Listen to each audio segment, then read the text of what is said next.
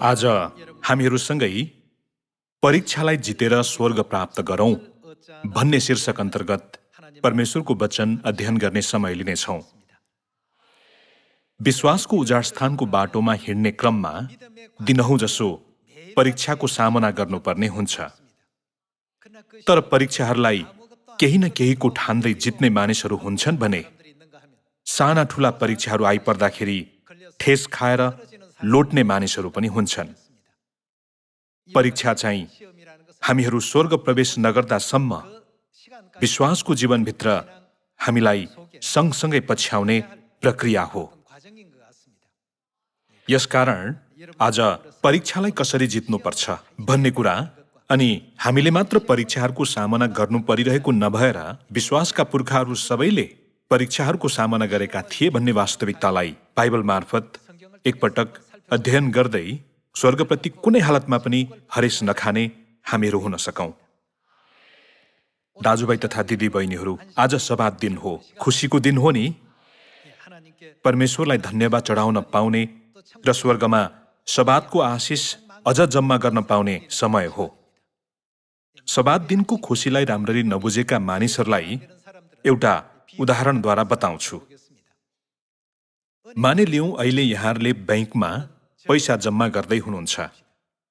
हरेक सबात दिनमा लगातार 1000 अमेरिकी डलर जम्मा गर्यो भने केही समयपछि चाँडै नै 10 लाख अमेरिकी डलर जम्मा हुनेछ भन्ने आशामा हरेक सबात दिनमा 1000 अमेरिकी डलर जम्मा गर्दै हुनुहुन्छ।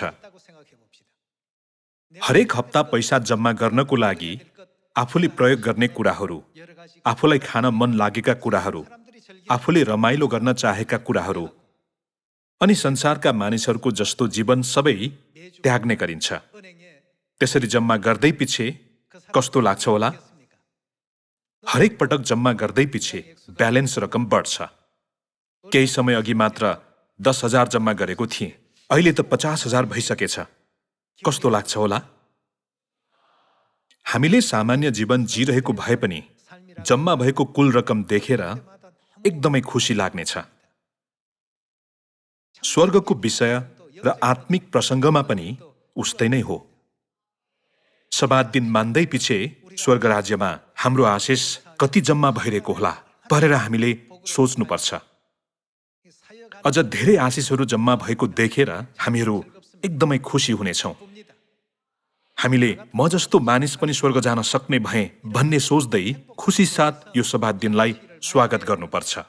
तर फेरि सबात दिन आइसकेछ भनेर सोच्यो भने के हुन्छ होला?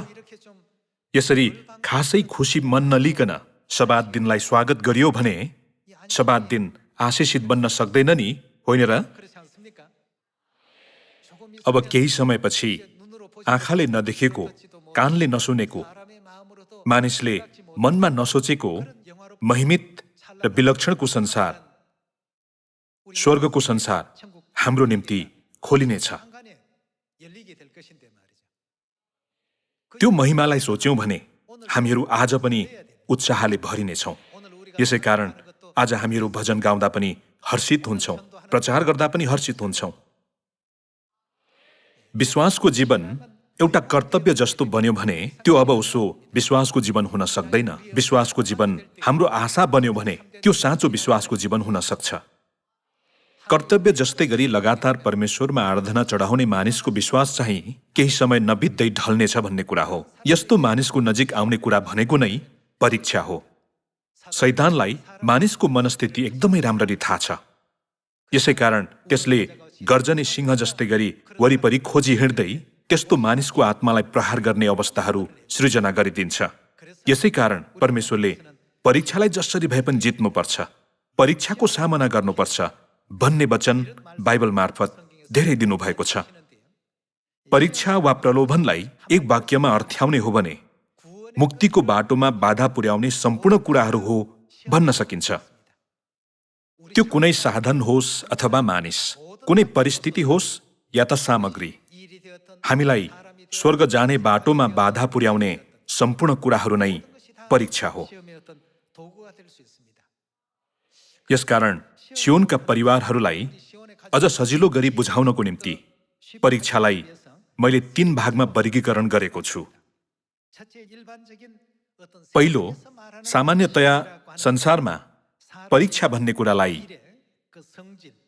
मानिसको स्वभाव वा क्षमताको स्तर पत्ता लगाउनको निम्ति गरिने कार्य हो भनेर अभिव्यक्त गरिन्छ। शिक्षा जगतमा कुनै मानिसले उसलाई सिकाइएका कुराहरू कतिको बुझेको छ, कसले कतिको प्रगति गर्दैछ अनि पढाइमा को कमजोर छ भनेर मूल्याङ्कन गर्नको निम्ति गरिने कार्य नै परीक्षा हो। त्यसो भए हाम्रो विश्वासको जीवनमा परीक्षाका विषयहरू के होलान्? परमेश्वरप्रति कतिको इमानदार छ, परमेश्वरप्रतिको विश्वास कति साँचो छ, यी सबैको उत्तर पाउनको निम्ति विश्वासको जीवनमा दिइने कुराहरू नै परीक्षा हो भन्न सकिन्छ। जीवनको फिक्रीले मन दबिएर संसारको महिमा, प्रतिष्ठा, धन सम्पत्ति र मोज मज्जाको पछि लाग्दै स्वर्गलाई त्याग्ने गराउने अनि परमेश्वरलाई विश्वासघात गर्न लगाउने कारक नै परीक्षा हो भन्न सकिन्छ।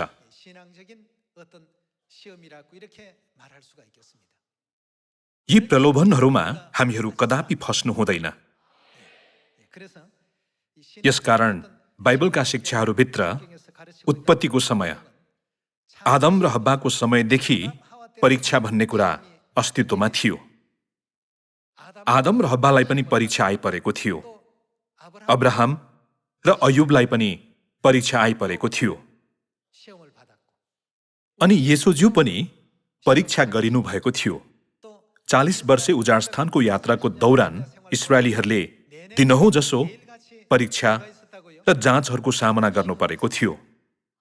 यस वर्तमान समयका हामीहरूको चाहिने त छायाको संसारमा जिएका इस्राएलीहरूले मिश्र देशबाट मुक्त गराइएदेखि कनानको भूमिमा प्रवेश नगर्दासम्म दिनहुँ जस्तो विभिन्न परीक्षा र जाँचहरूको सामना गर्नु परेको थियो। छायामा परीक्षा र जाँचहरू छ भने वास्तविकताको संसारमा रहेका विश्वासको उजाडस्थानको बाटोमा हिँडिरहेका हामीले पनि दिनहुँ जसो परीक्षाको सामना गर्नुपर्ने हुन्छ कि हुँदैन होला त? यी सबै परीक्षाहरूलाई जित्ने एउटा मात्र तरिका छ। त्यो के होला त? हामीले विश्वासको जीवनमा यसलाई सम्हालेर राख्यौं भने परीक्षा भन्ने कुरा हाम्रो नजिक कदापि आउन सक्ने छैन। त्यो हो विश्वास एकदमै दह्रो हुँदाको अवस्था। परमेश्वरमा पूर्ण भरोसा राख्यौं भने परीक्षा कहिल्यै नजिक आउन सक्दैन। आइहालेछ भने पनि त्यो लामो समयसम्म टिक्न सक्दैन। तर विश्वास गुमायो भने सधैँ शारीरिक र सांसारिक सोचाइले भरिएर स्वर्गप्रतिको आशा र परमेश्वरप्रतिको विश्वास पनि सबै गुमाउन पुगिनेछ। त्यसो हुँदा परमेश्वरका पवित्र शिक्षाहरूबाट टाढिएर परमेश्वरलाई विश्वास गर्दा दिनहुँ प्राप्त हुने गरेको खुसी विलीन भएर अन्त्यमा स्वर्गलाई समेत त्याग्ने अवस्था भोग्नु बाहेक अर्को विकल्प रहँदैन। परमेश्वरले हामीलाई परीक्षा जित्ने तरिका सिकाइदिनु भएकोले आज यहाँहरू र मैले त्यो तरिकालाई याद गर्यौं भने उत्तम हुनेछ। प्रकाश 3:10 उल्लेखित वचन हेर्नेछौं। तिमीले धैर्यको मेरो वचन पालन गरेका हुनाले तिमीलाई परीक्षाको त्यस बेलादेखि म बचाउने छु जो पृथ्वीमा बास गर्ने मानिसहरूलाई के गर्न त? जाँच गर्न सारा संसारमा आउनेवाला छ भनिएको छ। संसारमा जिरेका सबै मानिसहरूले जाँचको सामना गर्नुपर्ने हुन्छ। विनाशक परीक्षा आए तापनि हामीले सबै जाँच र प्रलोभनहरूको सामना गर्न सक्ने गरी परमेश्वरले पहिल्यै शिक्षाहरू दिनुभएको छैन र? त्यसो भए प्रलोभन भन्ने कुरा कति धूर्ततापूर्वक र रहर लाग्दो देखिने गरी हाम्रो नजिक आउँछ। हामी अदनको बगैँचामा गएर हेरौं। त्यो तर्किनै नसक्ने एकदमै रहर लाग्दो देखिने गरी आउने भएकोले त्यसमा फसेरै छाड्ने अवस्था हुन्छ। उत्पत्ति 3:1 उल्लेखित वचन हेर्ने हो भने परमप्रभु परमेश्वरले बनाउनु भएका वन पशुहरू मध्ये सर्प सबभन्दा धूर्त थियो। त्यसले धूर्ततापूर्वक प्रलोभनमा पार्छ। त्यसले स्त्रीलाई भन्यो कि परमेश्वरले तिमीहरूलाई बगैँचाको कुनै पनि रुखको फल नखानु भनी भन्नुभएको छ? स्त्रीले सर्पलाई भनिन्, बगैँचाका रुखहरूका फल हामी खान सक्छौं, तर बगैँचाको बीचमा भएको रुखका फलको विषयमा परमेश्वरले भन्नुभएको छ, त्यो चाहिँ नखानु र नछुनु, नत्र त तिमीहरू मर्छौ। स्त्रीले सर्पलाई भन्यो, तिमीहरू मर्दैनौ, किनकि परमेश्वर जान्नुहुन्छ कि जुन दिन तिमीहरू त्यो खान्छौ, त्यही दिन तिमीहरूको आँखा खुल्नेछन् र असल र खराबको ज्ञान पाएर तिमीहरू परमेश्वर जस्तै हुनेछौ। दियाबलसले यसरी प्रलोभनमा पार्छ। आदम र हब्बाले साँच्चै परमेश्वरमा भरोसा राख्थे। परमेश्वरप्रतिको विश्वासभित्र उनीहरू दिनहुँ हर्षित थिए। तर कुनै एक दिन शैतान सुटुक्क हब्बाको नजिक गयो। के परमेश्वरले तिमीहरूलाई बगैँचाको कुनै पनि रुखको फल नखानु भनी भन्नुभएको छ? त्यसलाई त्यो कुरा पहिल्यै थाहा भए पनि त्यसले प्रलोभनको पासो थाप्न सुरु गर्यो। यसकारण हब्बाले भनिन्, बगैँचाका रुखहरूका फल हामी खान सक्छौं, तर बगैँचाको बीचमा भएको रुखका फलको विषयमा परमेश्वरले भन्नुभएको छ, त्यो चाहिँ नखानु र नछुनु।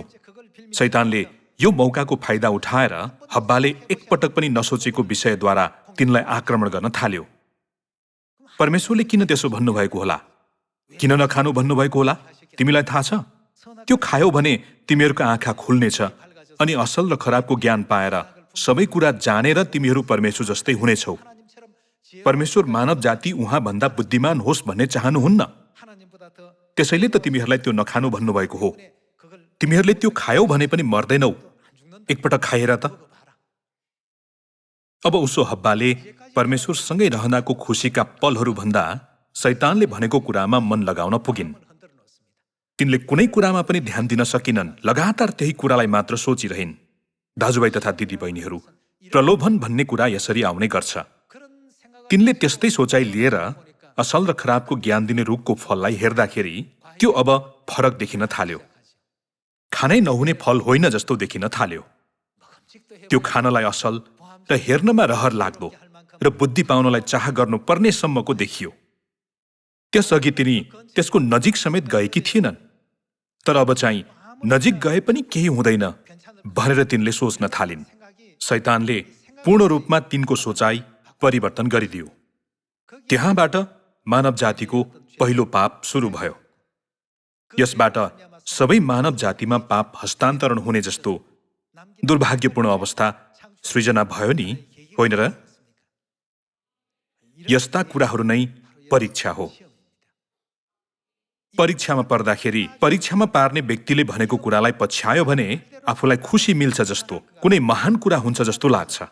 परमेश्वरले खायो भने निश्चय नै मर्नेछौ भनेर स्पष्टसँग भन्नुभएको थियो, तर प्रलोभनले हब्बालाई परमेश्वरको वचनभन्दा अर्कै कुरामा कान लगाउने बनाइदियो अनि त्यो कुराले नै अझ खुसी मिल्नेछ भन्ने किसिमको महसुस दिलायो।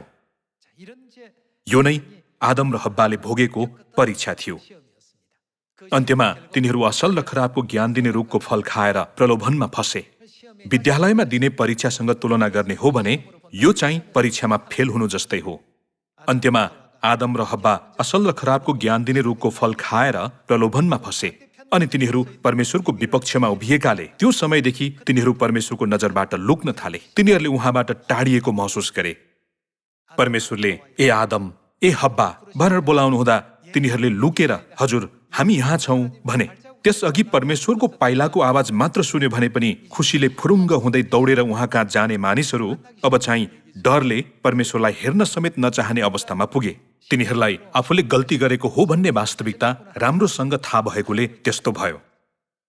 दाजुभाइ तथा दिदी बहिनीहरू, प्रलोभन भन्ने कुरा अन्त्यमा यसरी आउँछ। त्यसले हाम्रो आत्मालाई नष्ट गरेर हामी जानुपर्ने अनन्तको स्वर्ग र मुक्तिमा जान नसक्ने सम्म बनाइदिन्छ। शैतान बिना कुनै कारण वरिपरि खोजी हिँड्छ होला त? शैतान वरिपरि किन खोजी हिँड्छ त? अझ एक आत्मा भए पनि नष्ट गर्नको निम्ति, विनाशमा पुर्याउनको निम्ति वरिपरि खोजी हिँड्ने हो नि। शैतान कसलाई निलिहालु भनी वरिपरि खोजी हिँड्छ। त्यसले केद्वारा निल्न खोज्छ त? परीक्षाद्वारा निल्न खोज्छ। परमेश्वरले हामी विश्वासी सन्तहरूलाई परीक्षामा पर्न नदिनुहोस् भनी प्रार्थना गर्न सिकाइदिनु भएको छ। येशूज्यूले पनि प्रार्थना गर्न सिकाउनु हुँदा प्रार्थनाभित्र कस्तो विषय समावेश गर्नुभएको थियो त? हे हाम्रा पिता जो स्वर्गमा हुनुहुन्छ, तपाईको नाउँ पवित्र होस्, तपाईको राज्य आओस्, तपाईको इच्छा स्वर्गमा जस्तो छ त्यस्तै यस पृथ्वीमा पूरा होस्। हामीलाई आज हाम्रो दैनिक भोजन दिनुहोस्। हाम्रा अपराध क्षमा गर्नुहोस् जसरी हामीले हाम्रा अपराधीहरूलाई क्षमा गरेका छौं। हामीलाई केमा त परीक्षामा पर्न नदिनुहोस् भनिएको छ। येशूजुले थुप्रै प्रार्थनाका विषयहरू मध्ये किन त्यसरी प्रार्थना गर्न सिकाउनु भएको होला? यो कुरालाई हामीले जसरी पनि याद गर्नुपर्छ। हामीलाई परीक्षामा पर्न नदिनुहोस्। आँखा खोल्दै पछि त्यहाँ परीक्षाहरू हुन्छ।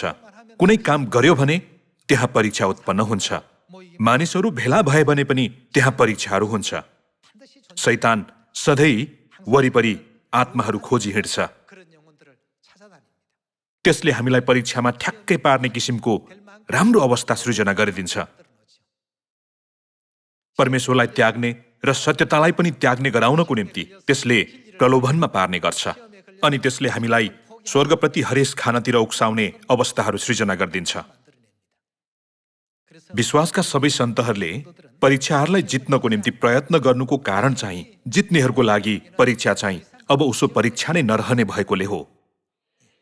यसकारण हामी सियोनका सबै सन्तहरूलाई आज पनि परमेश्वरभित्र आराधना चढाउँदा, स्तुति गाउँदा, सियोनका परिवारहरूलाई भेट्दा र परमेश्वरले आज्ञा गर्नुभएको प्रचार कार्य गर्दाखेरि खुसी महसुस हुन्छ। यी कार्यहरू गर्दाखेरि खुसी लाग्छ भने यहाँहरू निसन्देह राम्रो आत्मिक अवस्थामा हुनुहुन्छ भन्ने कुरा हो। यो प्रवचन सामान्य एउटा प्रवचन जस्तो नभएर परमेश्वरको वचन सिक्ने समय भएकोले थाहा भएकै विषयहरू भए पनि वचनलाई सधैँ मनन गर्ने हामीहरू हुनुपर्छ। तर प्रवचन किन यति लामो?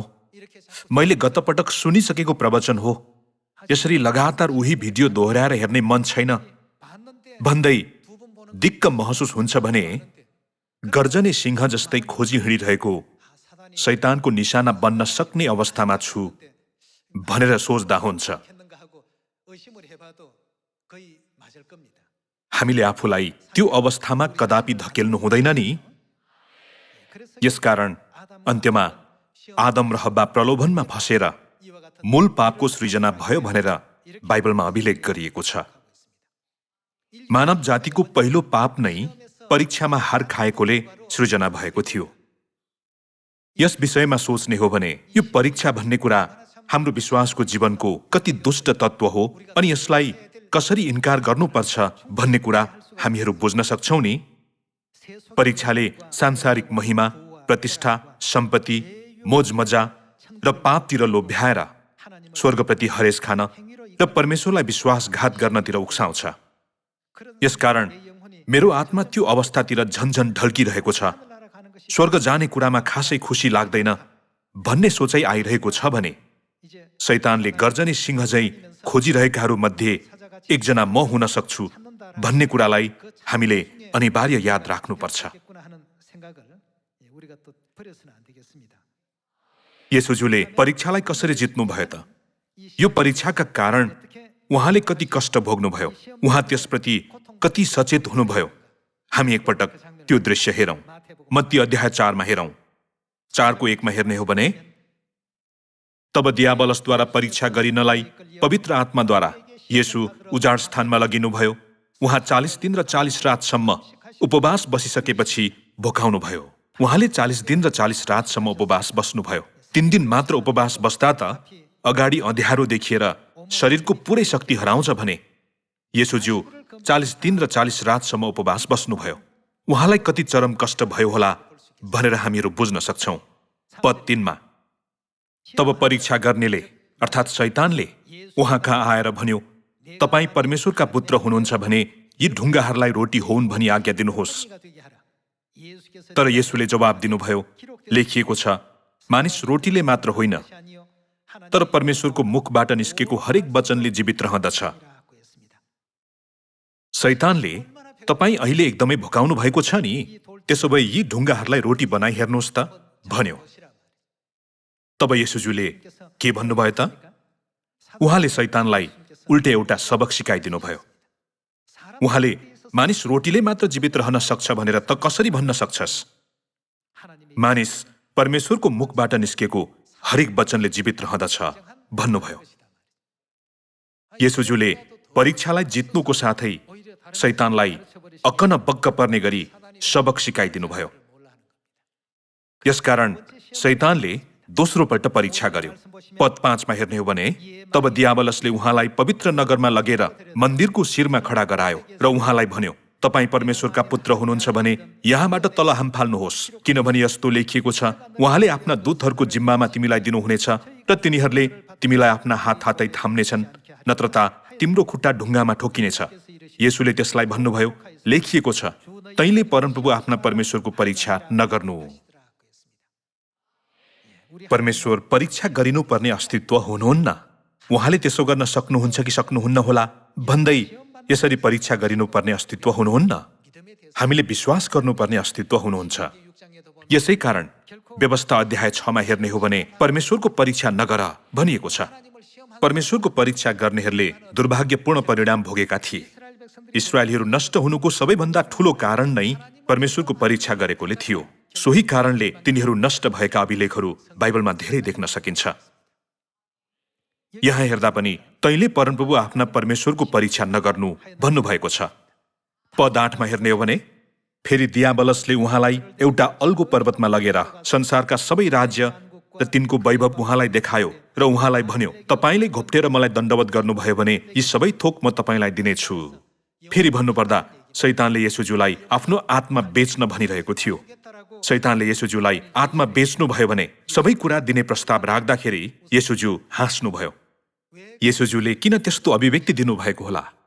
किनकि शैतानको प्रस्ताव एकदमै टिठलाग्दो थियो। ब्रह्माण्डमा रहेको यो पृथ्वीको आकार र मूल्य अरू कसैलाई भन्दा परमेश्वरलाई राम्ररी थाहा छ। यो पृथ्वी एकदमै नगण्य छ। यो त बाल्टीको एक थोपो पानी जत्तिकै छ। शैतानले येशूजुलाई यस पृथ्वीको कुनै महान कुरा दिन लागे झैं गरी आफूलाई दण्डवत गर्न भन्यो। यहाँहरूलाई कसैले एउटा गाह्रो काम अराएर राम्रो गर्यो भने एउटा चकलेट दिन्छु भन्यो भने के यहाँहरूले त्यो काम गर्नुहुन्छ त? मलाई चकलेट चाहिँदैन भन्नुहुन्छ नि? ठिक यो जस्तै अवस्था हो। पद 10 मा येशूजुले के भन्नुभयो त? तब येशूले त्यसलाई भन्नुभयो, शैतान त दूर होइजा। फेरि भन्ने हो भने नचाहिने कुरा नगर भन्ने अर्थ हो। किनभने लेखिएको छ, तैँले परमप्रभु आफ्ना परमेश्वरलाई दण्डवत गर्नु र उहाँको मात्र सेवा गर्नु। तब दियाबलस उहाँलाई छोडेर गयो र स्वर्गदूतहरूले आएर उहाँको सेवा टहल गरे भनिएको छ। दाजुभाइ तथा दिदीबहिनीहरू, हामीहरू अहिले विश्वासको उजाड स्थानको बाटोमा हिँडिरहेकाले यस्ता धेरै परीक्षा र प्रलोभनहरू दिनहुँ जस्तो आउन सक्छ। शैतानले धेरै विषयहरूद्वारा हामीलाई स्वर्गप्रति हरेस खान, मुक्तिलाई त्याग्नतिर उक्साउँछ। यसकारण मत्ती अध्याय 23 मा येशूजुले धिक्कार, शास्त्री र फरिसी हो, ढोंगीहरू, किनकि तिमीहरू मानिसहरूका सामुन्ने स्वर्गको राज्यको ढोका बन्द गर्दछौ। तिमीहरू न त आफै पस्दछौ न पस्न चाहनेहरूलाई पस्न दिन्छौ भन्नुभएको छ नि। यस पृथ्वीमा त्यस्ता कुराहरू एकदमै धेरै छन्। हामीलाई बाधा दिने विषय कहिलेकाहीँ मानिस पनि हुन सक्छ, कुनै परिस्थिति वा भौतिक वस्तु पनि हुन सक्छ। हामीलाई स्वर्ग जाने बाटोमा बाधा पुर्याउने हजारौं कुराहरू भएकोले यस्ता परीक्षाहरू आउँदै पिछे येशूजुले त्यसलाई कसरी जित्नु भएको थियो भन्ने कुरालाई हामीले राम्ररी नियालेर हेर्नुपर्छ। उहाँका शिक्षाहरूलाई पछ्यायौं मात्र भने हामी सबै परीक्षाहरूलाई जित्न सक्नेछौँ। शैतानले येशूजुको परीक्षा गर्दाखेरि त्यसलाई सिकाउनु भएको पहिलो सबक नै शारीरिक भोजन आफैमा महत्त्वपूर्ण होइन, परमेश्वरको वचनको भोजन अझ अमूल्य छ भन्ने थियो। दोस्रो पटक येशूजुले शैतानलाई परमेश्वरको कदापि परीक्षा गर्नु हुँदैन भनेर सिकाउनु भयो। तेस्रो पटक उहाँले त्यसलाई परमेश्वरको भय मान्नुपर्छ, उहाँ बाहेक अरू कसैको सेवा गर्नु हुँदैन भन्ने वास्तविकता पनि बोध गराइदिनु भयो। शैतानले सेवा पाउन खोजिरहेको थियो। विश्वासको बाटोमा हिँड्ने क्रममा हामीहरू पनि कहिलेकाहीँ म त पास्टर हुँ, म एल्डर हुँ, म पदासीन व्यक्ति हुँ भन्ने सोच्दै सन्तहरूबाट सेवा पाउन खोज्छौँ भने हाम्रो आत्माको हालत ठिक छैन भन्ने कुरा हो। हामीले एक अर्काको आदर गर्न जान्नुपर्छ।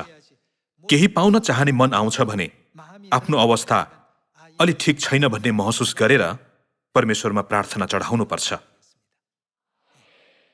शैतानले आफूलाई दण्डवत गर्न भन्यो। हामीले कसलाई मात्र दण्डवत गर्नुपर्छ त? परमेश्वरलाई दण्डवत गर्नुपर्छ भन्ने शिक्षा नै परमेश्वरको शिक्षा हो। परमप्रभु आफ्ना परमेश्वरलाई दण्डवत गर्नु र उहाँको मात्र सेवा गर्नु। हामीले सेवा गर्नुपर्ने चाहिँ परमेश्वर बाहेक अरू कोही छैन भन्ने कुरा येशूज्यूले बोध गराइदिनु भयो नि। डियाबलस उहाँलाई छोडेर गयो र स्वर्गदूतहरूले आएर उहाँको सेवा टहल गरे भनिएको छ। येशूज्यूले शैतानका सबै परीक्षाहरूलाई जित्नु भएपछि प्रचार गर्न थाल्नुभयो। संसारभरिका सबै मानिसहरूलाई परीक्षाको घडी आउनेछ, जो कोहीलाई पनि आउनेछ। येशूज्यूले त्यो परीक्षालाई कसरी जित्नुभयो भनेर हेर्दै उहाँको उदाहरणलाई जस्ताको तस्तै पछ्याउने यहाँहरू र म हुनुपर्छ। हामी अयुब अध्याय 1 मा एकपटक हेरौं। अयुब चाहिँ ठूलो विश्वास लिएका एक असल व्यक्ति थिए। विश्वास एकदमै राम्रो भएको असल व्यक्ति भए पनि किन तिनको परीक्षा गरिएको होला भनेर कसैले सोध्नुहुन्छ होला। अयुबको विश्वास राम्रो हुँदाखेरि शैतानले त्यो विश्वासको डाहा गरेर तिनको परीक्षा गरेको थियो। अयुब 1:1 मा उल्लेखित वचन एकपटक हेरौं। उस देशमा अयुब नाउँ भएका एकजना मानिस बस्दथे। तिनी निर्दोष र सोझो जीवन बिताउँथे। तिनी परमेश्वरसँग डराउँथे र दुष्टताबाट अलग बस्थे। तिनका 7 छोरा र 3 छोरी थिए। तिनका 7,000 भेडा, 3,000 ऊँट, 500 हल गोरु र 500 गधा बाहेक धेरै कमारा कमारीहरू पनि थिए। पूर्वका सबै मानिसहरू मध्ये अयुब सबैभन्दा महान थिए। तिनका छोराहरूले पालैसित आफ्नो घरमा भोज लाउँथे र आफ्ना 3 बहिनीहरूलाई खानपिनका लागि निम्त्याउँथे। परिवारमा एक आपसमा मिलेर छोरा छोरीहरूले बुबा आमा प्रतिको सन्तानोचित कर्तव्य पूरा गर्दै अनि बुबा आमाले छोरा छोरीहरूलाई प्रेम गर्दै साँच्चै ख्रिस्टियन भए अनुरूपको एकदमै उदाहरणीय जीवन जिएका व्यक्ति नै अयुब थिए। पद 5 मा भोज दिने क्रम सिद्धिएपछि अयुबले आफ्ना छोरा छोरीहरूलाई बोलाएर शुद्ध बनाउने गर्थे। तिनी बिहान सबेरै उठी तिनीहरू प्रत्येकको निम्ति यो विचारले एउटा एउटा होमबलि चढाउँथे, सायद मेरा छोरा छोरीले पाप गरे होलान् र परमेश्वरलाई आफ्ना हृदयमा सरापे होलान्। अयुबले सधैँ यसै गर्थे। पद 6 मा एक दिन स्वर्गीय दूतहरू परमप्रभुको सामुने उपस्थित हुँदा शैतान पनि तिनीहरूसँग आयो। परमप्रभुले शैतानलाई सोध्नुभयो, त कहाँबाट आइस? त्यसले भन्यो, पृथ्वीमा चारैतिर घुमफिर गर्दै आएको हुँ। तब परमप्रभुले शैतानलाई सोध्नुभयो, के तैँले मेरो दास अयुबलाई याद गरिस्? परमेश्वरको डर राख्ने र दुष्ट कामबाट अलग रहने त्यो जस्तो निर्दोष र सोझो मानिस पृथ्वीमा अरू कोही छैन। शैतानले परमप्रभुलाई यसो भनेर जवाब दियो, अयुबले त्यसै परमेश्वरको डर राखेका हुन् त? त्यहाँ कारण छ नि। तपाईले अयुबलाई भव्य धन सम्पत्ति दिनु भएर तिनका घरानालाई तपाईले चारैतिरबाट बार हालेर रक्षा गर्नुभएकोले तिनले तपाईलाई विश्वास गरेका हुन्। तपाईले तिनका घरानालाई कुनै कष्ट दिनुभयो भने तिनले तपाईलाई तत्कालै विश्वासघात गर्नेछन् भनेर शैतानले परमेश्वरलाई सुझायो। पद 10 मा के तिनलाई तिनका घराना र तिनका सबै धन सम्पत्तिलाई तपाईले चारैतिरबाट बार हालेर रक्षा गर्नुभएको छैन? तिनका सबै काममा तपाईले आशिष दिनुभएको छ अनि तिनका गाई बस्तुहरू देशभरि अनगन्ती बढेका छन्। तर आफ्नो हात पसारेर तिनका सबै चिजमाथि प्रहार गर्नुहोस् र तिनले तपाईलाई तपाईकै मुखको सामुने सराप्ने छन्।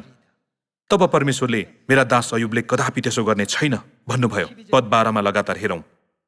तब परमप्रभुले शैतानलाई भन्नुभयो, लौ त त्यस कहाँ जे जति छन् सबै तेरै हातमा भयो, केवल अयुबको शरीरलाई चाहिँ नछो। तब शैतान परमप्रभुको उपस्थितिबाट निस्केर गयो। परमेश्वरले मेरा दास अयुबले कदापि त्यसो गर्ने छैन। तँलाई त्यसको विश्वासप्रति पत्यार लाग्दैन भने तँलाई जे मन लाग्छ गर, तर त्यसको शरीरलाई चाहिँ नछो भन्नुभयो। पद 14 मा एउटा समाचार वाहक कुदेर अयुब कहाँ आएर भन्यो, गोरुहरू जोतिरहेका र गधाहरू तिनीहरूका नजिकै चरिरहेकै बेला सबीहरूले गोठालाहरूलाई आक्रमण गरेर मारे र ती सबै लगे अनि तपाईलाई समाचार दिन म मात्र उम्के। त्यो बोल्दा बोल्दै अर्को समाचार वाहक आइपुग्यो। त्यसले भन्यो, परमेश्वरको अग्नि स्वर्गबाट झरेर भेडाहरू र गोठालाहरूलाई भस्म पार्यो अनि तपाईलाई समाचार दिन म मात्र उम्के। अब परीक्षाहरू आउन सुरु भयो। तिनलाई जहीँ तहीँबाट विभिन्न नोक्सानीहरू भयो। तिनका दासहरू मारिए अनि तिनले आफ्नो धन सम्पत्ति गुमाए। यस्ता खबरहरू एकपछि अर्को गर्दै लगातार तिनी कहाँ आयो। पद 17 मा हेरौं। त्यो बोल्दा बोल्दै अर्को एकजना आएर भन्यो, कल्दीहरूले छापा मार्ने 3 दल बनाए र तपाईँका ऊँटहरू आक्रमण गरी लगे। तिनीहरूले नोकरहरूलाई मारे र तपाईँलाई समाचार दिनलाई म मात्र उम्के। त्यहाँ असल खबर एउटा पनि थिएन। तिनी कहाँ केवल दुःखका खबरहरू मात्र पुगेको थियो।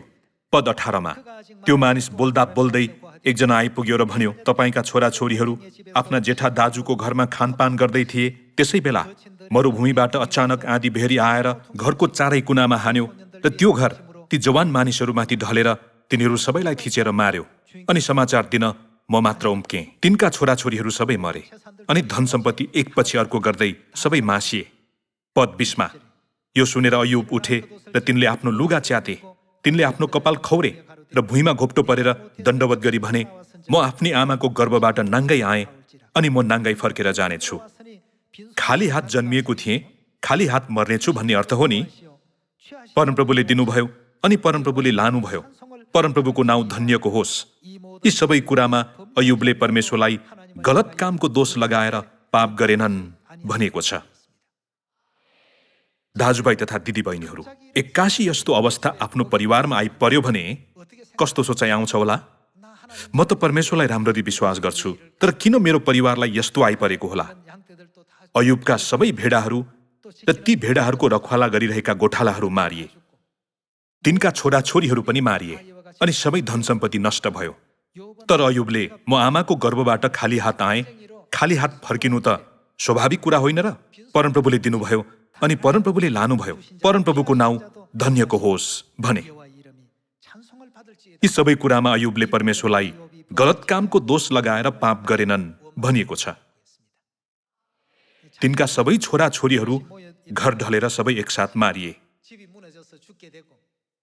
तिनले सबै धन सम्पत्ति गुमाए अनि तिनका सबै कमाराहरू पनि मारिए।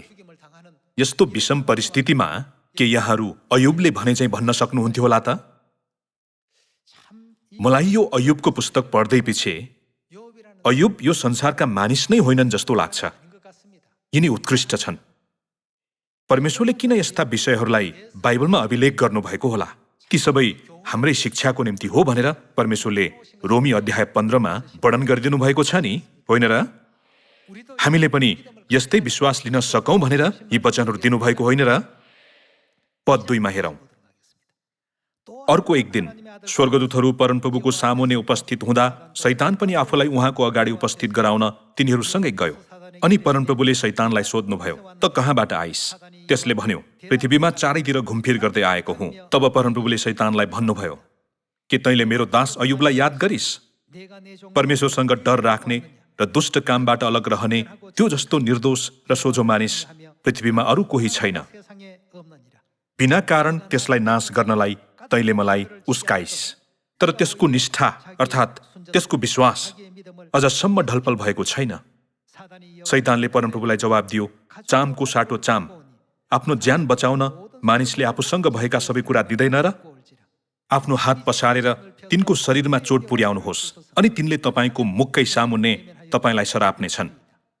तिनको वरिपरिका मानिसहरू पो मारिए, तिनका छोराछोरी पनि मरे, तिनका धन सम्पत्तिहरू नष्ट भयो। तर तपाईँले तिनलाई चाहिँ केही हुन नदिनु भएकोले तिनले तपाईँको महिमा र प्रशंसा गरेका हुन् नि। तपाईँले तिनको शरीरलाई हानि पुर्याउनु भयो भने अवस्थाले अर्कै रूप लिनेछ। शैतानले दोस्रो पटक परमेश्वर समक्ष यस्तो शर्त राख्यो। पद 6 मा तब परमप्रभुले शैतानलाई भन्नुभयो, लौ त, त्यसो भए त्यो तेरो हातमा छ, तर त्यसको ज्यान चाहिँ छोडिदे। परमेश्वरले अयुबको ज्यानलाई केही नगरिकन एकपटक तेरो इच्छा अनुसार गर, अयुब त्यस्तो मानिस कदापि होइन भन्नुहुँदै अयुबमा दृढ भरोसा राख्नुभयो। पद 7 मा तब शैतान परमप्रभुको सामुन्नेबाट निस्कियो। त्यसले अयुबको पैतालादेखि टाउकोसम्म कष्टप्रद खटिरा उब्जाइदियो। खरानीमा बसेर कन्याउनलाई तिनले एउटा फुटेको माटोका भाँडाको टुक्रा लिए। तिनकी पत्नीले तिनलाई भनिन्, के तपाईँ आफ्नो निष्ठामा अझै अडी नै रहनुहुन्छ? परमेश्वरलाई सराप्नुहोस् र मर्नुहोस्। तिनकी पत्नीले, के अझै पनि तपाईँ परमेश्वरलाई विश्वास गरिरहनुहुन्छ? विश्वास कायम राख्नुहुन्छ? परमेश्वरलाई सराप्नुहोस् र मर्नुहोस् भनिन्।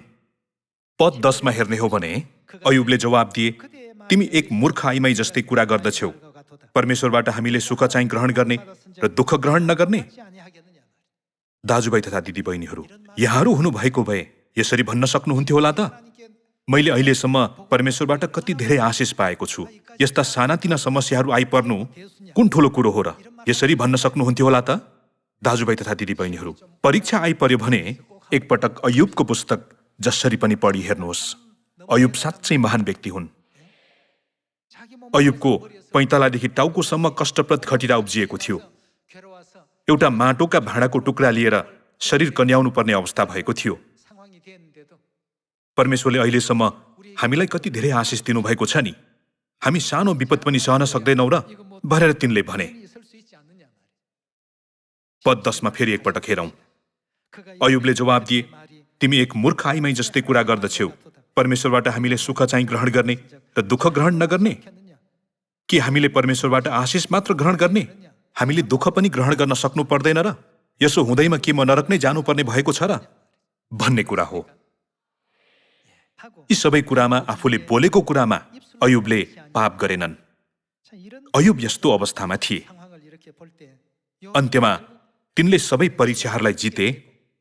अयुबको पुस्तकको अन्तिम पानामा हेर्ने हो भने परमेश्वरले तिनलाई अझ सुन्दर छोराछोरीहरू दिनुभएर तिनको जीवनको पछिल्लो समयलाई अघिल्लो समयभन्दा बढी आशिष दिनुभएको अभिलेख देख्न सक्छौं। हामी यस्तो अवस्थामा परेका भए कि हामी परमेश्वरको सामु अयुबको जस्तै स्वरूप प्रकट गर्न सक्थ्यौं होला त? यसै कारण परमेश्वरले अयुबलाई एकदमै भरोसा गर्नुहुन्थ्यो। तिनको विश्वासप्रति उहाँ प्रसन्न हुनुहुन्थ्यो।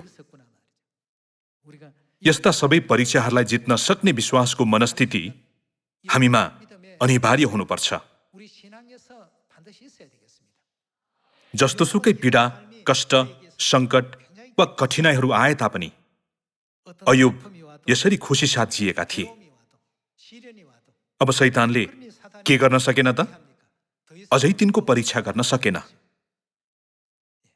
शैतानले अयुब र तिनको वरिपरिका मानिसहरूलाई जतिसुकै दुःख दिन खोजे तापनि, वरिपरि जस्तोसुकै गाह्रो अवस्थाहरू बनाइदिए तापनि तिनले आफ्नो ओठद्वारा सधैँ परमेश्वरलाई प्रशंसा र महिमा मात्र चढाए। परमेश्वरले मलाई कति धेरै आशिष दिनुभएको छ। मलाई केही दुःख पनि आइपर्न सक्छ नि, मैले परमेश्वरबाट सुख मात्र ग्रहण गर्ने तर दुःख चाहिँ ग्रहण नगर्ने भनेर तिनले भने। सुख दिनुहुँदा पनि म ग्रहण गर्नेछु, दुःख दिनुहुँदा पनि म ग्रहण गर्नेछु। परमेश्वरबाट आउने कुरो हो भने त्यो जे भए पनि म त्यसप्रति धन्यवादी हुनेछु। हामीहरू त्यसरी भन्न सक्नुपर्छ नि। परमेश्वरले हामीलाई कुनै असल कुरा दिनुहुँदा वाह धन्यवाद परमेश्वर भन्छौं। त्यसको केही दिनपछि धन्यवादी हुन बिर्सिन्छौं अनि अलिकति मात्र चित्त नबुझ्ने अवस्था भयो भने गनगन गर्न पुग्छौं। यो नै मानिसको मन हो। तर आज येशूज्यू र अयुबका शिक्षाहरू मार्फत हामीले परीक्षाहरू आइपर्दा त्यसप्रति कस्तो प्रतिक्रिया दिनु सही विश्वास हो भन्ने कुरालाई पुनः एकपटक सोच्ने समय लिनुपर्छ। व्यवस्था अध्याय 8 मा एकपटक अध्ययन गरौं। 8 को 1 मा उल्लेखित वचन हेर्ने हो भने, मैले तिमीहरूलाई आज दिएका सबै आज्ञा होशियारी साथ मान कि तिमीहरू जीवित रहन र संख्यामा बढ्न सक र गएर परमप्रभुले तिमीहरूका पिता पुर्खालाई शपथ खाएर प्रतिज्ञा गर्नुभएको देशलाई अधिकार गर्न सक। तिमीहरूलाई दिन तुल्याउन अनि के गर्न त? जाँच गर्न र उहाँका आज्ञा मान्ने हृदय छ कि छैन भनी जान्नलाई यी 40 वर्षभरिको उजाड स्थानको यात्रामा परमप्रभु तिमीहरूका परमेश्वरले कसरी तिमीहरूलाई डोर्याउनु भयो सो स्मरण गर। परमेश्वरले उनीहरूलाई लगभग 300 किलोमिटरको बाटो 40 वर्षसम्म हिँड्ने गराउनु भएको चाहिँ कनानको भूमिमा प्रवेश गर्न योग्यका मानिसहरूलाई चयन गर्नको निम्ति थियो। उनीहरू कनानको भूमिमा प्रवेश गरेर जिउन योग्य भए नभएको कुरा हेर्नको निम्ति उहाँले उनीहरूलाई 40 वर्षसम्म जाँच्नुभयो। ती 6 लाख मानिसहरू मध्ये 2 जना बाहेक अरू योग्य भएनन्। 2 जना मानिसहरूमा मात्र कनान प्रवेश गर्न योग्यको विश्वास थियो। यसकारण परमेश्वरले यी 40 वर्षभरिको उजाड स्थानको यात्रामा परमेश्वरले कसरी तिमीहरूलाई डोर्याउनु भयो सो के गर भन्नुभयो त? स्मरण गर भन्नुभयो। शारीरिक इस्राएलीहरूको उदाहरणद्वारा हामीले विश्वासको उजाड स्थानको बाटोमा हिँड्ने क्रममा जस्तोसुकै परीक्षाहरू आए तापनि सधैँ परमेश्वरको वचनमा ध्यान दिनुपर्छ। तब बल्ल वचनभित्रको हाम्रो जीवनलाई खुसी र हर्षित ठहराउन सक्नेछौँ। तिमीहरूलाई दिन तुल्याउन, जाँच गर्न र उहाँका आज्ञा मान्ने हृदय छ कि छैन भनी जान्नलाई यी 40 वर्षभरिको उजाड स्थानको यात्रामा परमप्रभु तिमीहरूका परमेश्वरले कसरी तिमीहरूलाई डोर्याउनुभयो सो स्मरण गर। परमेश्वरले सधैँ हाम्रो हृदय हेर्नुहुन्छ भनिएको छ। आज्ञा पालन गर्ने हृदय छ कि छैन, आज्ञाहरू पालन गर्छन् कि गर्दैनन् भनी जान्नको निम्ति उहाँले तिमीहरूलाई नम्र बनाउन भोकले पीडित तुल्याउनु भयो अनि तिमीहरूलाई मन्न खुवाउनु भयो, जसको बारेमा तिमीहरूलाई र तिमीहरूका पिता पुर्खाहरूलाई थाहै थिएन। मानिस भोजनले मात्र होइन तर परमप्रभुको मुखबाट निस्केको प्रत्येक वचनले जिउँछ भन्ने कुरो बुझाउनलाई यसो गर्नुभएको हो। ती 40 वर्षसम्म तिमीहरूका जिउको लुगा फाटेन, एउटै लुगा नफाटिकन 40 वर्षसम्म टिकेको थियो। यो नै परमेश्वरको शक्ति र परमेश्वरको हेरचाह थियो नि, होइन र? र तिमीहरूका खुट्टा सुनिएनन्। तिमीहरूले यो जान कि मान्छेले आफ्नो छोरालाई ताडना दिए झैँ परमप्रभु तिमीहरूका परमेश्वरले तिमीहरूलाई ताडना दिनुहुन्छ। परमप्रभु तिमीहरूका परमेश्वरका मार्गमा हिँडेर र उहाँको भय मानेर उहाँका आज्ञाहरू पालन गर, किनकि परमप्रभु तिमीहरूका परमेश्वरले तिमीहरूलाई एउटा असल देशमा लैजानु हुँदैछ। त्यहाँ खोला नाला र मूल फुटेका पानी पहाड र बेसी भएर बग्छन्। त्यो देश गहुँ, जौ, दाख, नेभारा, दारिम, भद्राक्षको तेल र महले भरिएको छ। त्यस देशमा तिमीहरूलाई अन्नको अभाव हुने छैन, त्यहाँ तिमीहरूलाई कुनै कुराको घटी हुने छैन। त्यस देशमा ढुङ्गाहरू फलामका छन् र त्यहाँका पहाडबाट तिमीहरूले तामा निकाल्नेछौ। जब तिमीहरू तृप्त होउन्जेल खान पाउनेछौ, तब तिमीहरूलाई दिनुभएको असल देशको निम्ति तिमीहरूले आफ्ना परमेश्वरको प्रशंसा गर भनिएको छ। यो असल देशले अनन्तको स्वर्गलाई जनाउँछ नि, होइन र? हामीलाई परमेश्वरले अनन्तको स्वर्गीय गृहनगरमा फर्किजान सक्ने गराउनु भएको छ। कहिलेकाहीँ साथीहरूबाट परीक्षा आउन सक्छ, कहिलेकाहीँ बुबा आमाबाट परीक्षा आउन सक्छ, कहिले चाहिँ पति पत्नी वा आफ्ना छोराछोरीहरूबाट अथवा वरिपरिका मानिसहरूबाट परीक्षा र कष्टहरू आउन सक्छ। तर हाम्रो वरिपरिका साथीहरू, चिनेका मानिसहरू, आफन्तजन, परिवारका सदस्यहरू, सहकर्मीहरूलाई बचाउन चाहन्छौँ भने हामीहरू परमेश्वरको वचन अनुसार जिउनुपर्छ नि, होइन र? हामीहरू परमेश्वरको वचन अनुसार जियौँ भने परमेश्वरले भित्र आउँदा पनि आशिष पाउने अनि बाहिर जाँदा पनि आशिष पाउने गराउनु भएको छैन र? अनि उजाड स्थानको 40 वर्षसम्म घटेका सबै घटनाक्रमहरू परमेश्वरले नै सृजना गर्नुभएको हो, तयार पार्नु भएको हो पनि भन्नुभएको छ। उजाड स्थानको 40 वर्षसम्मका सबै क्षणहरू परीक्षा थिए। त्यसो भए हाम्रो विश्वासको उजाड स्थानका सबै क्षणहरू पनि परीक्षा हो। परीक्षा आउँदाखेरि हामीहरू धर्म लिन आवश्यक नै छैन। यसकारण परमेश्वरले तिमीसँग जे छ त्यसलाई के गर भन्नुभयो त? तिमीसँग जे छ त्यसलाई पक्रिराख र तिम्रो मुकुट कसैले लिने छैन भन्नुभएको छ। अयुबको विश्वास कमजोर भएकोले परीक्षा आएको थिएन।